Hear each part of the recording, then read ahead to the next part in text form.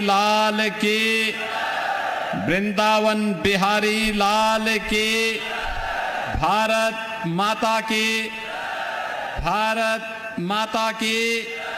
नमः पार्वती पतिये हर हर। जनपद बहराइच की विधानसभा महसी एवं विधानसभा नानपारा के विकास परियोजनाओं के लोकार्पण और शिलान्यास के लिए आयोजित आज के इस कार्यक्रम में समारोह में उपस्थित प्रदेश सरकार में मंत्रिमंडल के मेरे सहयोगी प्रभारी मंत्री श्री दिनेश प्रताप सिंह जी, जिला पंचायत अध्यक्ष बहराइच श्रीमती मंजू सिंह जी, माननीय विधायक महसी श्री सुरेश्वर सिंह जी, माननीय विधायक नानपारा श्री राम निवास वर्मा जी, माननीय विधायकगण श्री सुभाष त्रिपाठी जी, अनुपमा जायसवाल जी, श्रीमती सरोज सोनकर जी, विधान परिषद सदस्य श्री पदम सेन चौधरी जी, भारतीय जनता पार्टी के जिलाध्यक्ष श्री ब्रजेश पांडे जी, जिलाध्यक्ष अपना दल श्री गिरीश पटेल जी, प्रदेश सरकार में पूर्व मंत्री श्री मुकुट बिहारी वर्मा जी, पूर्व सांसद श्री अक्षयवर लाल गौड़ जी, भारतीय जनता पार्टी अपना दल के सभी पदाधिकारीगण, विपरीत परिस्थितियों के बावजूद भारी संख्या में आज के इस लोकार्पण और शिलान्यास कार्यक्रम के साक्षी बन रहे महसी, नानपारा और जनपद बहराइच के मेरे सभी उपस्थित बहनों और भाइयों, मैं सबसे पहले भारत की विरासत, भारत के शौर्य और भारत की प्राकृतिक छटा के लिए विख्यात नानपारा की इस पावन धरा को, जिस पावन धरा में बालार्क ऋषि ने अपनी साधना के माध्यम से, महाराजा सुहेलदेव ने अपने शौर्य के माध्यम से और 1857 के प्रथम स्वातंत्र समर के अमर सेनानी राजा बलभद्र सिंह चहलारी के बलिदान से इस पावन धरा को और भी ऊर्जावान और उर्वरा बनाया है। ऐसी पावन धरा को मैं कोटि कोटि नमन करते हुए आप सबका मैं हृदय से अभिनंदन करता हूं। बहनों और भाइयों, मुझे एक बार फिर से आज यहां पर बहराइच जनपद में आने का अवसर प्राप्त हुआ है। पिछली बार बलहा विधानसभा क्षेत्र के भरतापुर में 500 लोगों को पुनर्वास की दिशा से हमें आने का अवसर प्राप्त हुआ था और आज मुझे एक बार फिर से इस पावन धरा में आने का अवसर प्राप्त हुआ है। बहनों और भाइयों, जब मैं बहराइच को देखता हूं तो बहराइच मुझे विकसित भारत की उज्जवल तस्वीर अगर किसी जनपद में दिखाई देती है, उनमें से बहराइच भी एक महत्वपूर्ण जनपद है। बहराइच भी उसमें से एक महत्वपूर्ण जनपद है और इस जनपद में इसलिए मैं कह रहा हूं कि जनपद इसलिए हमारे लिए महत्वपूर्ण है क्योंकि यह जनपद करतनिया घाट की अनुपम प्राकृतिक धरोहर की दृष्टि से और साथ साथ यहां की उर्वरा भूमि उत्तर प्रदेश के अंदर सबसे अधिक नेचुरल फार्मिंग के लिए यानी प्राकृतिक खेती के लिए किसी एक जनपद के अन्नदाता किसानों ने कार्य किया है तो बहराइच उनमें से एक जनपद आता है।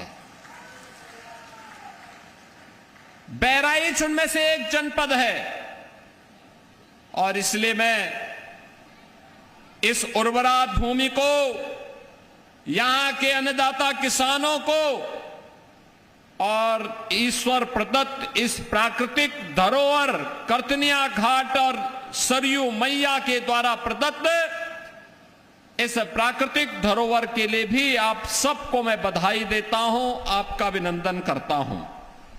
और बहनों और भाइयों, इसीलिए आज 2 विधानसभाओं की 70 नई परियोजनाओं को लेकर के हम सब यहां पर उपस्थित हुए हैं। याद करिए, बहराइच जनपद आज से 9 वर्ष पहले ये एस्पिरेशनल जनपद था। एस्पिरेशनल जनपद का मतलब आकांक्षी बनकर के रह गया था, हाथ फैलाने के लिए मजबूर था। लैंड माफिया, भू mafia, sand mafia, one mafia, ये सभी इस जनपद पे हावी होकर के यहां की प्राकृतिक संसाधनों को लूटते थे। बदनाम यहां का आम नागरिक होता था। हर प्रकार की अवैध और अनैतिक गतिविधियों का संचालन सत्ता के संरक्षण में रहने वाले वे माफिया करते थे। बदनाम बहराइच जनपद होता था और आर्थिक स्थिति भी खराब होती थी, न केवल यहां के नागरिकों की बल्कि पूरे जनपद की। विकास के पायदान पर सबसे पीछे की श्रेणी में जो देश के अंदर 600 जनपदों में से सबसे बीमार 100 जनपदों की सूची प्रधानमंत्री मोदी जी ने नीति आयोग के माध्यम से जारी करवाई थी, उनमें से बहराइच एक जनपद था। लेकिन बहनों और भाइयों, आज जब बहराइच की इस विकास यात्रा को हम देखते हैं, कोई सोचता था ये बहराइच का बीमारूपन हर उस भारतीय को चिंतित करता था। बहराइच के बच्चों के असमय बीमारी की चपेट में आना हर एक नागरिक के लिए चिंता का विषय था। और वह हर व्यक्ति जो 1000 वर्ष पहले महाराजा सुहेलदेव के शौर्य से परिचित रहा होगा, वह हर व्यक्ति जिसने महाराज बालार्क ऋषि के साधना और सिद्धि को देखा होगा, अनुभव क्या होगा, वे हर व्यक्ति चिंतित हुआ करते थे। 1857 के प्रथम स्वातंत्र समर के अमर बलिदानी महाराजा बलभद्र सिंह चहलारी के बलिदान को जिसको भी स्मरण होगा, वह हर व्यक्ति चिंतित होता था। चिंतित नहीं होते थे तो ये कांग्रेसी और समाजवादी नहीं होते थे, क्योंकि विकास इनके एजेंडे में कभी नहीं था। इनके लिए एक वंश का विकास, एक परिवार का विकास, इनका स्वयं का विकास हो, यही इनके एजेंडे का हिस्सा था। और यही कारण था इन्होंने बहराइच की ओर ध्यान नहीं दिया और बहराइच की तरह अन्य जनपदों पे ध्यान न देने के कारण धीरे धीरे करके उत्तर प्रदेश के सामने पहचान का संकट खड़ा हो गया। बहनों और भाइयों, आज जब मैं बहराइच को देखता हूं, विकास की परियोजनाएं कोई सोचता था जिस महाराजा सुहेलदेव को स्वतंत्र भारत में सबसे पहले सम्मान मिलना चाहिए था, कांग्रेस ने नहीं दिया। समाजवादी पार्टी ने नहीं दिया। जिस महाराजा सुहेलदेव के स्मृति में मेले लगने चाहिए थे, कांग्रेस और समाजवादी पार्टी ने मेले नहीं आयोजित किए, बल्कि भारत को रौंदने के लिए, भारत को अपमानित करने के लिए, बहराइच को और मां पाटेश्वरी धाम को लूटने के लिए जो विदेशी आक्रांता सालार मसूद गाजी आया था, इन लोगों ने उस गाजी के नाम पर गाजी मियां का मेला लगाना प्रारंभ कर दिया था।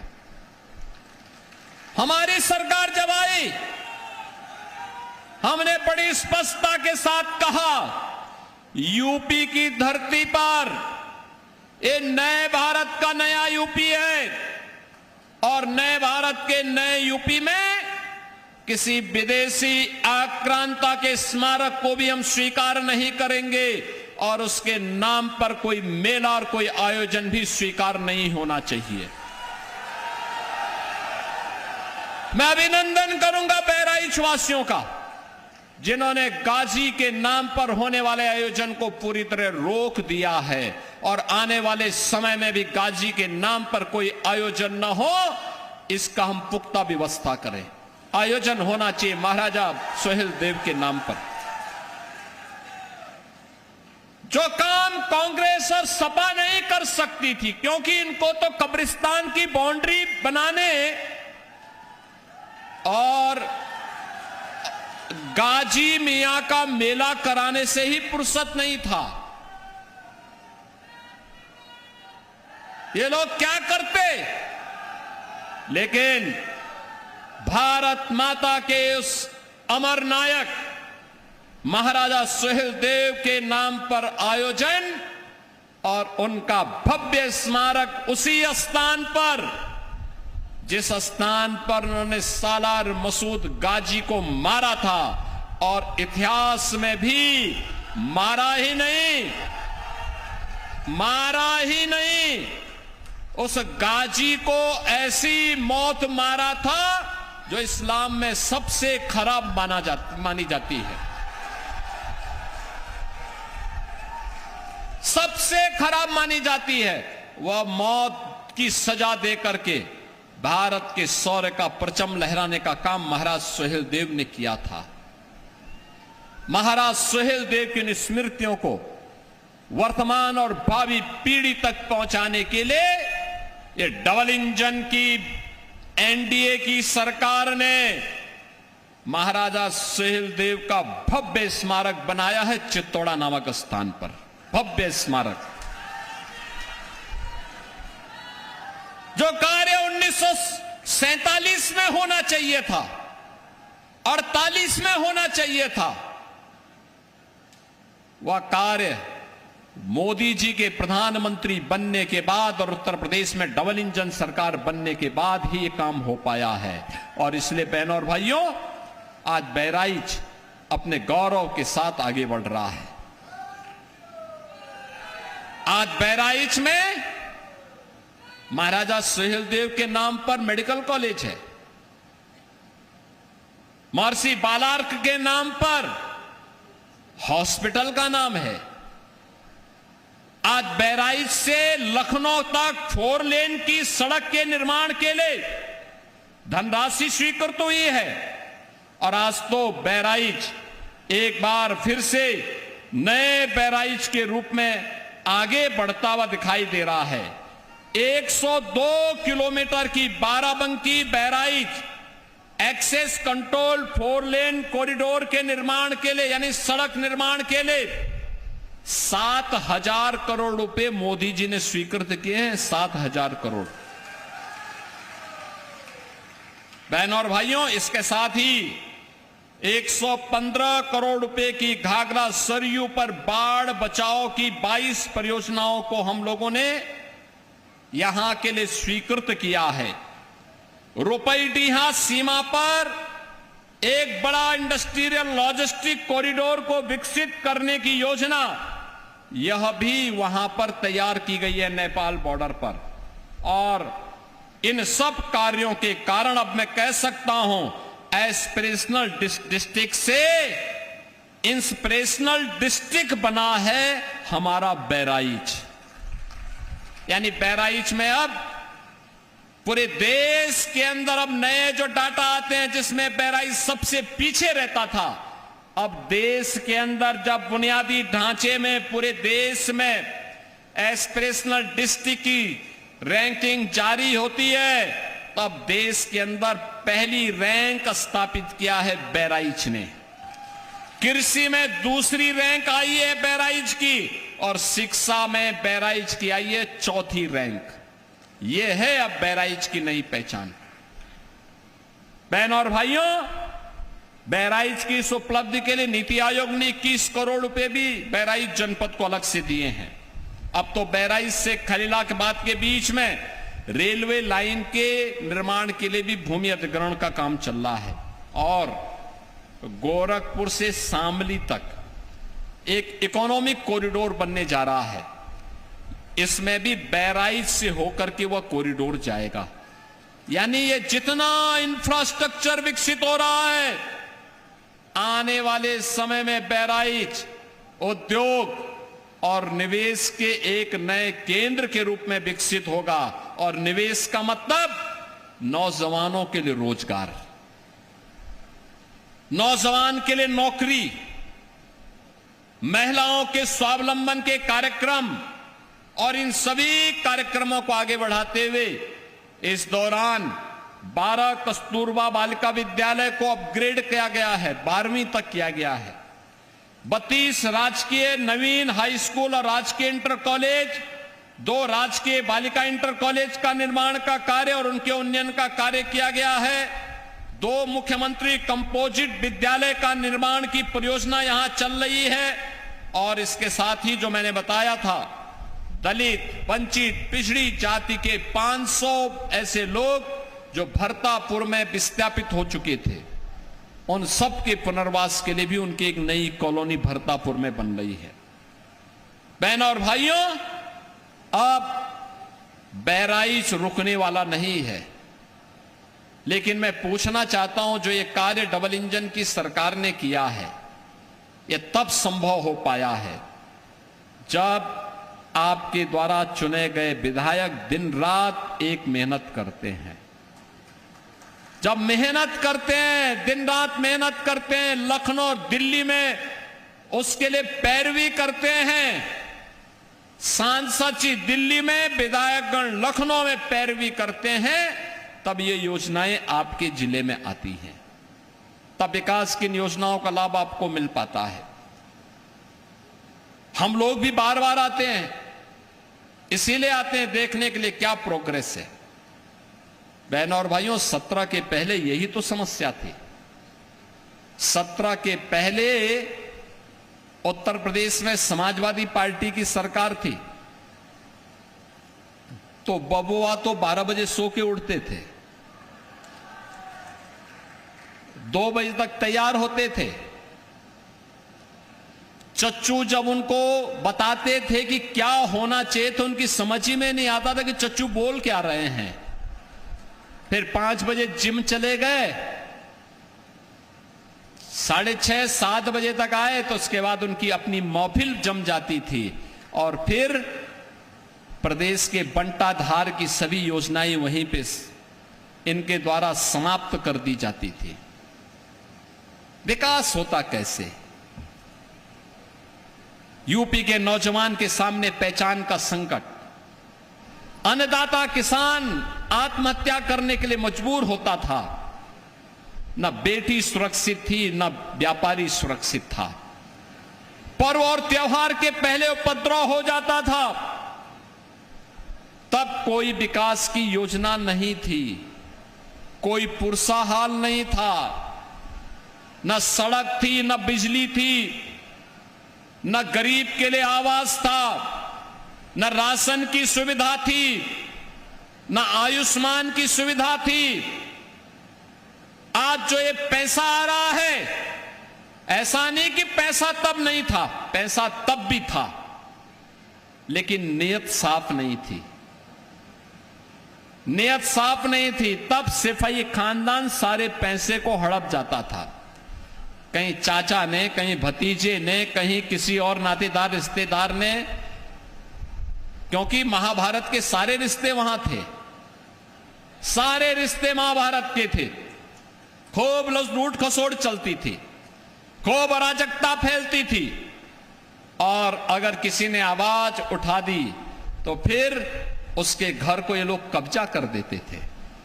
और आज मैं कह सकता हूं, आज योजना का लाभ मिल रहा है। 16 करोड़ गरीबों को फ्री में राशन, 11 करोड़ गरीबों को आयुष्मान भारत का 5 लाख रुपए की स्वास्थ्य बीमा का कवर। ये जनप्रतिनिधि जो मंच में बैठे हैं, जो पदाधिकारी मंच में बैठे हैं, या आप में से कोई व्यक्ति एक पत्र मुझे भेज देता कि हमारे परिवार का सदस्य बीमार है, पैसा नहीं है, तो मैं वहीं से डीएम को भेजता हूं कि भाई तत्काल इसका एस्टिमेट बना के मेरे पास भेजो, और तत्काल में मुख्यमंत्री राहत कोष से पैसा देता हूं। हम चेहरा नहीं देखते, हम जाति नहीं पूछते, लेकिन एक काम कर लेते हैं। बहनों और भाइयों, इसके लिए समय देना होता है, समीक्षा करनी होती है। सुशासन के लिए बिना भेदभाव के तुष्टीकरण की नीति पर नहीं, बल्कि सरकार की दृढ़ इच्छा शक्ति के साथ आगे बढ़ने की तमन्ना के साथ हम कार्य करते हैं, और एक लक्ष्य के साथ। जो सरकार गठन होने के समय हमने कहा था कि अपराध और अपराधियों के प्रति जीरो टॉलरेंस रहेगी, वो जीरो टॉलरेंस आज भी है। हमने पहले भी कहा था कि बेटी और व्यापारी की सुरक्षा पर सेंध लगाया तो 2 ही जगह होगी, या जेल होगा या जहन्नुम होगा, तीसरी कोई जगह नहीं होगी। बहनों और भाइयों, आज परिणाम हम सबके सामने है, और इसीलिए आज मैं आप सबसे कहने के लिए आया हूं, आपका एक निर्णय कैसे खुशहाली ला सकती है। बहराइच आज उसका उदाहरण है। ये जो सर्वे मैंने आपको बताए, सर्वे हमारे नहीं है, किसी प्राइवेट एजेंसी के भी नहीं है, देश की जो सबसे बड़ी एजेंसी है नीति आयोग, उसके सर्वे हैं। और उस सर्वे में दिखता है कि बहराइच एक लंबी छलांग लगाने की तैयारी कर रहा है। ये लंबी तैयारी इसलिए कर रहा है क्योंकि आपने अच्छे जनप्रतिनिधि चुन करके भेजे हैं, अच्छे लोग चुन करके भेजे हैं। इन लोगों की मेहनत, इनका प्रयास आज विकास के रूप में आप सबके सामने आता है, और विकास की परियोजनाएं जब आगे बढ़ती हैं तो परिणाम आता है। और उसी परिणाम को देने के लिए आज मैं आपके बीच आया हूं, आपसे कहने के लिए कि बहराइच के पास इन संभावनाओं को और मजबूती देने के लिए आज बहराइच को फिर से उसकी पहचान को आगे बढ़ाने के लिए, याद करिए ना, कभी भारत की सत्ता का संचालन का केंद्र बिंदु यह क्षेत्र हुआ करता था। याद करिए, भगवान राम के पुत्र लव ने श्रावस्ती को अपनी राजधानी बसाई थी। याद करिए, महाराजा सुहेलदेव और महर्षि बालार ऋषि, इन दोनों की भूमि ये बहराइच है। फिर बहराइच पिछड़ा कैसे हो सकता था? ये पिछड़ा कैसे हो सकता था? ये बीमारू कैसे हो सकता था? बीमारू बहराइच नहीं था, बीमारू उस समय की सरकारों की मानसिकता थी, जिन्होंने अपने बीमारू मानसिकता के नाते आपको भी पीछे धकेल दिया था, आगे नहीं बढ़ने दिया था। लेकिन जैसे ही प्रधानमंत्री मोदी जी के नेतृत्व में भारतीय जनता पार्टी की डबल इंजन की सरकार आई, यूपी में डबल इंजन की सरकार आई, आज बहनों और भाइयों आप देखते होंगे परिवर्तन, हर क्षेत्र में परिवर्तन। अब उपद्रव नहीं होता है, अब तो उत्सव प्रदेश के रूप में यूपी ने एक नई पहचान बनाई है। याद करिए, आज से 10 वर्ष पहले आप में बहुत सारे लोग होंगे जिन्हें देश के अंदर अलग अलग राज्यों में जाने का अवसर प्राप्त हुआ होगा। इससे पहले जाते थे, अपनी पहचान छुपाते थे, और अगर गलती से आपने अपनी पहचान बता दी थी तो लोग आपको हेद इससे देखते थे, शंका करते थे। लेकिन बहनों और भाइयों, आज आप जाइए, देश के अंदर कहीं जाएंगे, आपने यूपी बोल दिया, आपने बहराइच बोल दिया, आपने अयोध्या बोल दिया, सामने वाले के चेहरे पर चमक आती है और उसके इच्छा होती है, अगर वो 10 कदम दूर भी है तो 10 कदम चल करके वो आपसे गले मिलने का प्रयास करता है कि वाह, उत्तर प्रदेश की धरती से ये है आज आपकी पहचान। जहां पर पहचान पर संकट नहीं है, भारत की विरासत की भूमि बनकर के यूपी उभरा है। आज कोई भी अयोध्या आता है, अभिभूत होकर के जाता है। काशी आता है, अभिभूत होकर के जाता है। नैमिषारण्य आता है, अभिभूत होकर के जाता है। लखनऊ आता, अभिभूत होकर के जाता है। बहराइच आता है, देख करके ताज्जुब होता है, अरे बहराइच में मेडिकल कॉलेज, बहराइच में 4 लेन की कनेक्टिविटी बन रही है, बहराइच रेलवे लाइन से जुड़ रहा है, बहराइच इकोनॉमिक कॉरिडोर से बन रहा है। 750 किलोमीटर लंबा यह कॉरिडोर बन रहा है, जो गोरखपुर से शामली तक जा रहा है, बहराइच होते हुए जा रहा है। बहनों और भाइयों, यह है विकास की यात्रा, और उस विकास की यात्रा में आपको सहभागी बनाने के लिए आज मुझे यहां आने का अवसर प्राप्त हुआ है। आप सबसे मेरी अपील होगी, बरसात का समय है, बरसात के समय में हमने मच्छर और माफिया को तो समाप्त किया है, लेकिन आपसे अपील है, अभी भी वन्य जीवों का खतरा बना हुआ है। हर वर्ष वन्य जीवों के कारण, कभी मगरमच्छ के नाते, कभी लकड़बग्गा के नाते, कभी लेपर्ड के नाते, कभी टाइगर के नाते कर्तनिया और उसके आसपास के क्षेत्र में व्यापक जन हानि होती है।